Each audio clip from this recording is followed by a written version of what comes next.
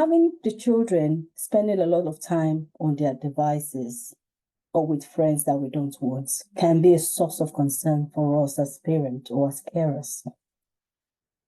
But if you don't handle it well, it can be a major concern and it can turn into something else. So I received some feedback of late from some teenagers or from some youths that approached me saying that they've been having some challenges in managing their time when it comes to the use of their devices. And of course, it's been disturbing them of late. They've not been having adequate sleep, which has been affecting them in other areas of their life. Similarly, I received some feedback from parents as well, saying that they've seen some side reaction or their children are spending a lot of time on their gadgets or devices. And I thought for such a time like this, we need a message out there, not saying it the normal way we used to say it. Stop scrolling, stop watching stuff on your mobile device, stop doing that. The use of the stop is so very common among parents or carers of late that it triggers something in youth that makes them want to continue to do what you tell them not to do. So I figure that there must be something we can do that is quite different from the usual. That is, we can do something or put something in place or say differently that can, meet the needs of these youths. So I came up with something. Why don't we dive right into it and see what it is all about?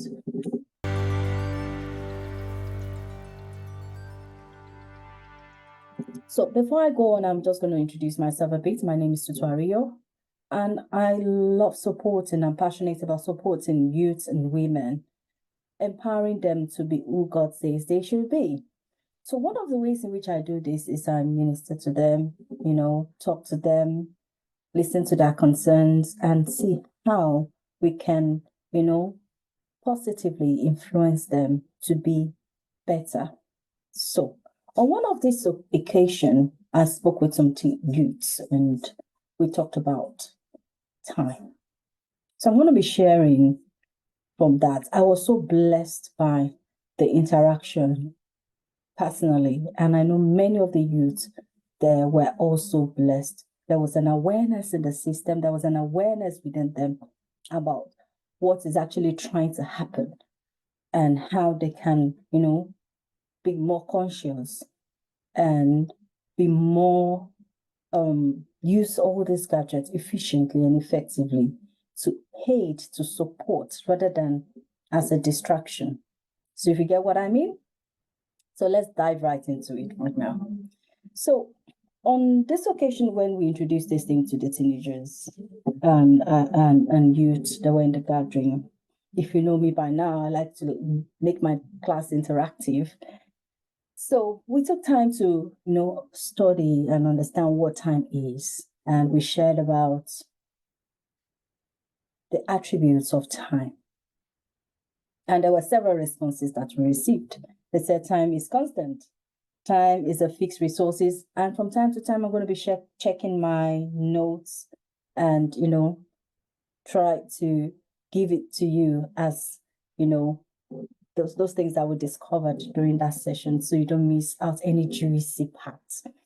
Now, we said it's the same for everyone. Time is the same for everyone. Is a fixed asset, sort of. It's 24 hours given to everybody, poor, old, young, and the likes. And time can be managed or mismanaged. And we went ahead to look at, some things about time. Time can be taken away from you, and you can willingly use your time the way you want it, meaning that you can manage it and you can mismanage it.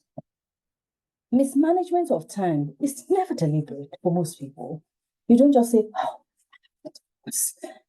and I'm going to just do really anything. But we're made to understand that a little sleep, a little folding of hands, so that is how some things just go into decay. So today, we talked about For the youth of today, they don't really sleep well. So in that session, we took a survey.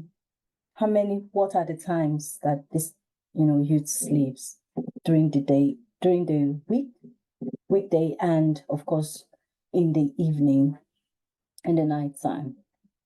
The general feedback we received was that they sleep 3 to 5 hours weekends, and during the week time, they sleep 5 to 6 hours on the average, which is just too small. So in that session, we had one of our pastors there as well, and she's a medical person, and she shared that the normal time range for your body to get back on track, especially for youths that are still growing. I mean, we're talking about teenagers here, is they need to sleep 9 hours.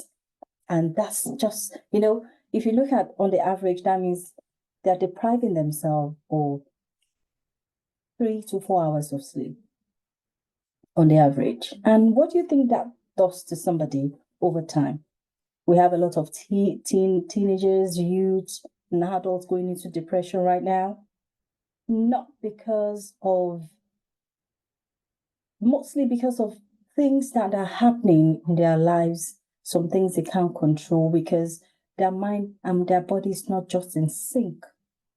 So how can we do what we can in our whole little space to influence how these teenagers, these youths, these young adults grow up to be able to manage the distraction that comes from constant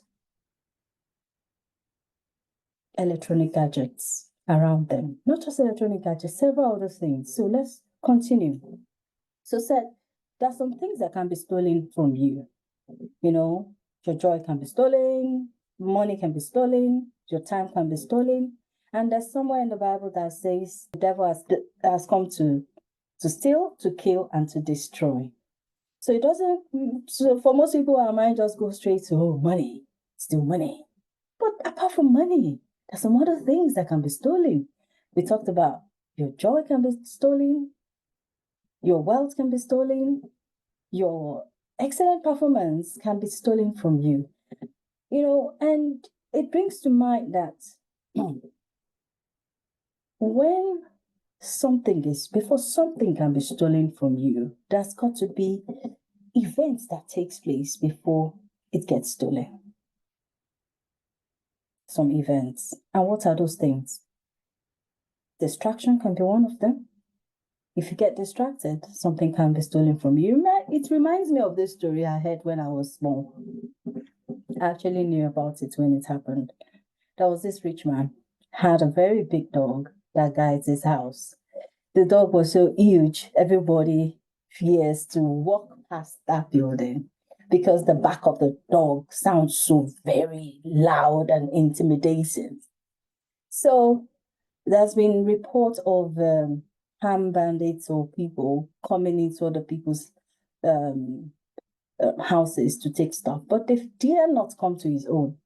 So I think there was a gang up that, this house that is so very well protected, we're going to deal with this person. So they, distracted the dog. They distracted the dog, and the dog couldn't guide as he should because he was distracted. He was busy doing something else. They gave him something. At the end of the day, they got into the house and made away with some things. Now, what am I trying to say? Before somebody can take something from you, there's going to be something that will happen first. Before a child starts having low performance in school, there must have been events that happen. And I'm not saying it's only gadgets. I'm not saying it's only the mobile devices that causes drops in grades or anything, but it's part and parcel of those things that happen. So before distraction can happen for a child or for anybody, there must be events that happen. So it's just taking a look at how you're spending your time. If it's possible, take a log and see how and where you're spending most of your time? Time is a valuable resource, like we have rightly, shared at the start. So we went straight into how someone can get distracted, how they can successfully distract you. We talked about distraction. What are those things that can distract you? Sorry, we talked about friends. We talk about people that can distract you. Apart from friends, we have your parents can distract you.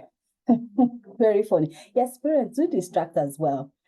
For example, when a child sits down, that was part of the example I was given. When the child sits down to read and the mom says, stand up, go and get me that remote there. And the remote is just close by. Mommy, take that remote yourself. And, those things distract them, right? And we have social media. We have mobile devices.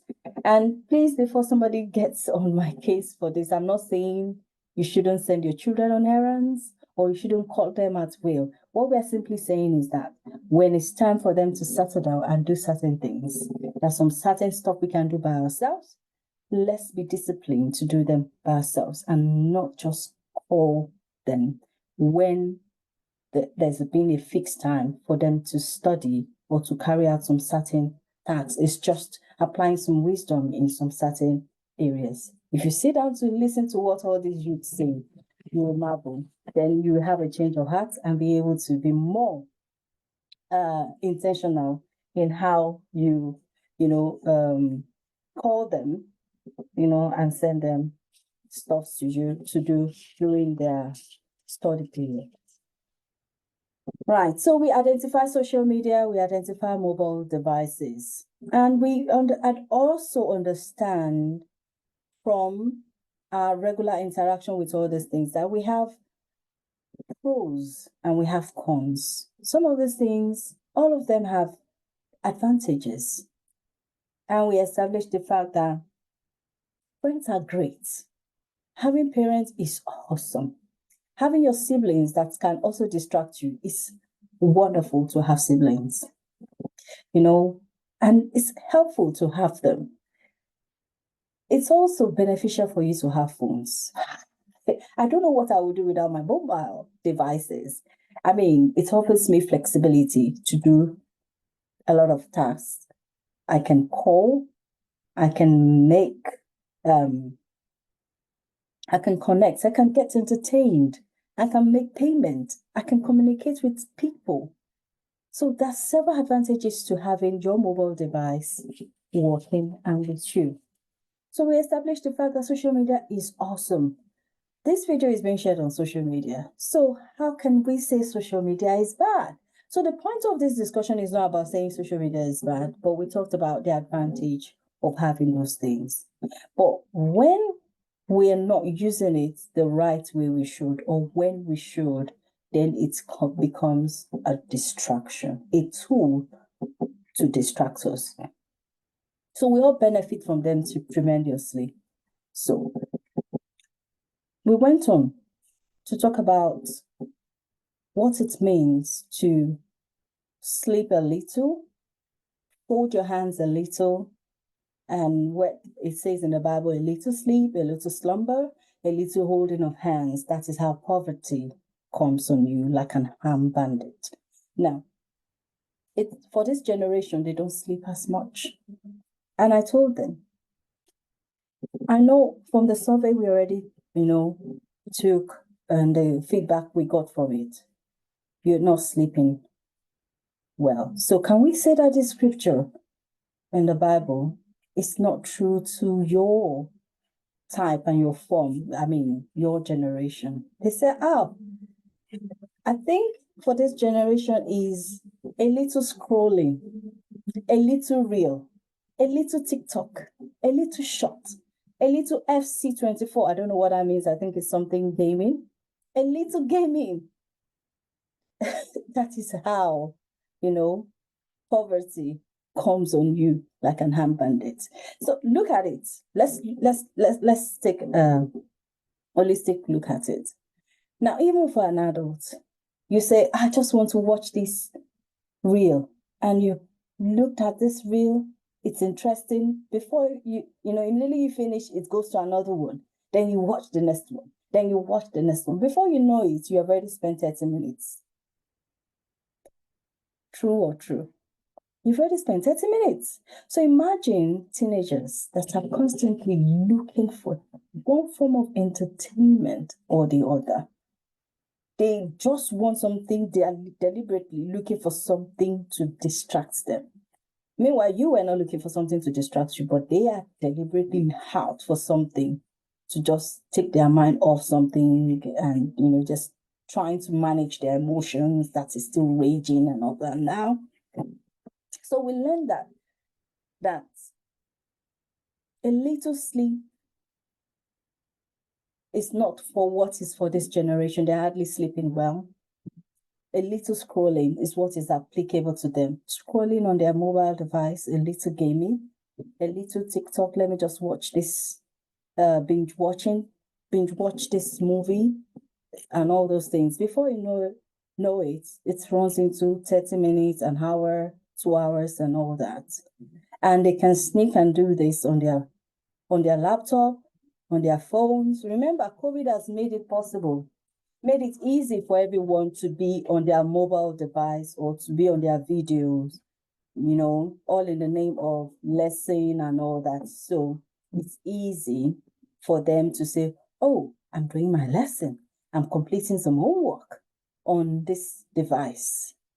So you can't release it unless you go back and start checking their history to see what they were really up to. And that can, also constitute not having trust in them, which is a topic for another day, which we're not going to go into today.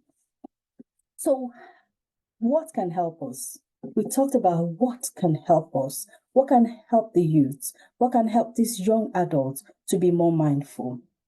Now they've realized that the time can be stolen, the time can be taken away, the time can be misused and be mismanaged. So what can be helpful? By themselves, they came up with all sorts of things that could be helpful for them. And in that way, we're all able to learn together. So we talked about setting boundaries for relationship, friends that wants to just come at any time and, just use up your time to talk about what is not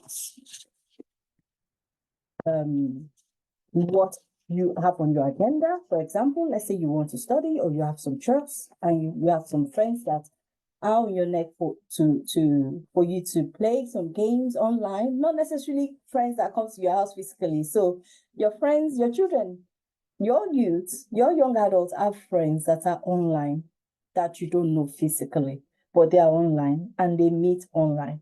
They are online friends. So they have chats, they watch stuff together. So how can they set boundaries? They mention setting boundaries. They mention be more disciplined. They mention that they need to be aware that this kind of teaching coming out to them is going to help them to be aware that, yes, this is my time. This is my call. I'm responsible. And what one of them said that was really profound for me was that power, when power is given unto you, you need to use it intentionally. And when your mobile device is being given to you as a gift, I know many people are going to be receiving gifts at this time of the year. Maybe your birthday, you just got an upgrade to a phone that is so wonderful. And you just want to spend time to just start scrolling. A little scrolling. You remember a little scrolling? So I need us to be more intentional. Set boundaries. We have some things on our phone that could be helpful for us. It helps us to map out how long we're spending on the mobile device. We know how long we're spending on them. In fact, for your laptop, you know how much time you're spending on your laptop. It tells you how much screen time you've accrued over time. It further breaks it down to how long you've spent, how much time you have spent on each app on your phone. Now, if this app is not adding to your endpoint, which is your goal, and lest I forget, this topic came up on the back of what we talked about some previous time with these young adults about goal setting your goals and setting boundaries to help you to achieve your goals. So we said, if this app is not going to help you further your goal concerning your academics, your goals concerning your social or your health, well-being, then maybe it's time for you to limit how much time you spend on it or to stop using it altogether. The choice is yours. I may not be able to go into all their phones to start checking, and I don't think it's even right for me to do that.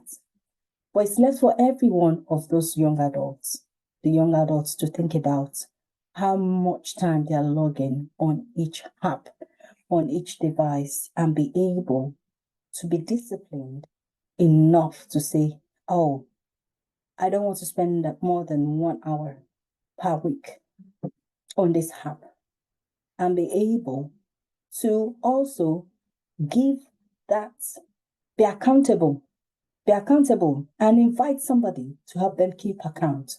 If you say, oh, Mom, I don't want to spend more than an hour on this app, and I need you to, I'm just telling you. Now, if my child comes to me and tell me that, then I'm like, okay, so at the end of the week, how have you done? What progress have you made? Have you been successful in, reducing the time you spent on this app? Have you kept to your agreement with yourself? Because it's you. You made up your mind, you set the boundaries, and if it didn't work for you, then you can okay, yes, so I didn't keep to it because XYZ reason. So what do you want to do with that result? Now, these are ways of helping our young adults to set boundaries and to be accountable for their actions. It's not just about you telling them, don't do this. The word don't and stop should be used intelligently. The more you tell people don't do something, stop doing it, they're interested in pushing the boundaries and pushing the limits. They want to test those boundaries. What if I do? What will you do? And sincerely, what can you do? Because they can tell you they won't, or just listen to you. Fine, you get some odd ones among them that says, oh, mommy says, or daddy says, don't do, and I won't. But when temptation comes, or when something distracts them, they will forget. Sometimes they will forget the commitment they've made to you. But really, based on experience, they won't forget their commitment to themselves. They want to keep it because they made those commitments. And coupled with the commitment they made with you together, partnering together with them, partnering with them in their success, then they are most likely to keep to the boundaries that has been agreed. Now, the awareness has been created. The boundaries have been set. What do we as parents or as carers or as guardians, custodians of these young adults, what do we do? What do we do? Educate them on the impact of spending long hours on their mobile device, the impact of it on their health, on their well-being. These are things that we continue to do. If you've talked about it, share your concerns with them. Sometimes it may not be you that needs to share. What about a video? Look out for videos that could be helpful and impactful in passing the same message across. If I've discussed something with my children, it looks as if it's not entering, then I look for resources outside of myself that can pass the same message across. Now, that doesn't displace the place of prayer for your children to listen, to hear your voice. Your voice comes back to them as an adept instruction. So sometimes we have to just keep trying all manner of things to support them. We can't afford to stop. So teach them so that they can increase their self-awareness about these issues. Teach them how to set boundaries and follow through. Teach them to accept discipline when they are outside of their agreed boundaries. So one thing which I do is, oh, you said you won't watch YouTube on Fridays. And I can see that you're watching it. So once they've, partner with me on what they don't want to do or the boundaries they want to keep in place. And I say, if you go outside this boundary, what do you want to happen? And we set up some measures. Oh, if I go outside these boundaries, then that means this will happen, this will happen. Okay. Are you sure? Yes. Yeah, these boundaries, we've set it. Yes, this is what we're going to do. So that's one of the ways you help them to accept discipline when they go outside of their boundaries, to try to enforce not enforce, I'm using that word loosely, for them to hone up, yes, that's the word, to hone up to their end of the bargain. Yeah, so teach them to co-create this discipline, how they're going to be disciplined. When children get to some certain age, like 18, 17, 16 in this part of the world, 16, 17, 18, you just don't dish out some form of discipline. You agree on it together. When you agree, it's much more effective. So I'm partnering with you with your life. I'm partnering with you to make it a success. And how can we do it together? So that I have peace, you will have peace. So pray with them to receive these teachings, what you've taught them, so that they can be like a tree that is planted by the rivers of water, whose leaf will never go dry or be weary. And it's possible for a tree to dry up. But if they are constantly getting the word and getting this teaching, they will not be dry. They will continue to hear your voice, inviting them, sharing them on, and helping them to get better at what they need to do. So one of the young adults asked me a question. What has time got to do with achieving greatness? I said, time has got nothing to do with achieving greatness. You can achieve greatness at any age. And there are a series of examples like that we can see in our society and in the Bible, the Word of God. And this opens up avenue for them to ask you questions as well when you teach them. They ask you questions, some of them, even if you don't have the right answer. My go-to is, I will get back to you. Let me have a think about it. Mommy doesn't know for now, but I will get back to you. Sometimes they look at us as having all the right answers, but sometimes we just don't have it. And it's fine to acknowledge the fact that you don't. That will get them to think that, okay, so mommy doesn't know it all. And also to point them to the source, that God knows it all. But there are people that He has put in place to help us in getting the right answers, and we will be back with the answers. Having the children spending a lot of time on their devices or with friends that we don't want can be a source of concern for us as parents or as carers. But if we don't handle it well, it can be a major concern and it can turn into something else. We see examples of it as well in adults that don't have relationships, good relationship in managing their time. I will say time matters a lot. It's cut across the strata. It's cut across the age. So it's all something that we have to be mindful of, be aware of how our time is being stolen and how we can make best use of our time and how we can recover any time that has been stolen. If your time has been stolen, if you've been distracted, let me use the word distracted, not the word stolen. If you've been distracted in time past and your time has been spent doing something that has not been constructive over time, and it has affected certain areas of your life, I think you can make a conscious decision to reclaim back and put boundaries in place to support yourself and get somebody to support you in being able to stand on your ground and say, no more. My time will not be stolen like this. I'm choosing to spend my time wisely. And the Bible makes us to understand that that teach us to number our days, that we might apply our hearts to wisdom. If we number our days, we are conscious of our time, then we'll be able to apply our heart to wisdom and spend our time well.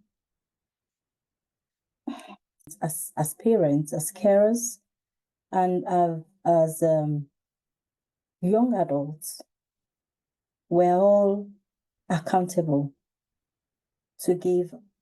We're accountable to God. We're accountable to our Maker to give account of how we've spent our time, how we've been able to judiciously use the time that He has given unto us freely and equally. God bless you all, and see you on the next video.